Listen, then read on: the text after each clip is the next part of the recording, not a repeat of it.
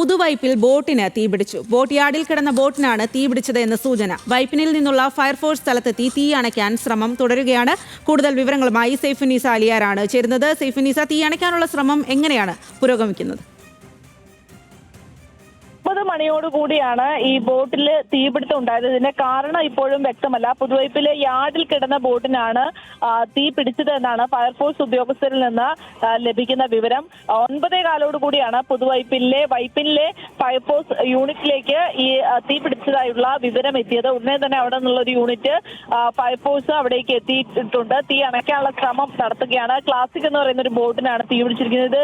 ഇരുനിലയുള്ള ബോട്ടാണ്. ഈ വിനോദസഞ്ചാരത്തിനൊക്കെ ഉപയോഗിക്കുന്ന ബോട്ടാണ്. പക്ഷേ ഈ തീ പിടിച്ച സമയത്ത് ഇവിടെ യാത്രക്കാരുണ്ടായിരുന്നില്ല എന്നാണ് നമുക്ക് ഇപ്പോൾ ലഭിക്കുന്ന വിവരം. കൂടുതൽ വിവരങ്ങൾ ലഭ്യമായി വരുന്നതേ ഉള്ളൂ.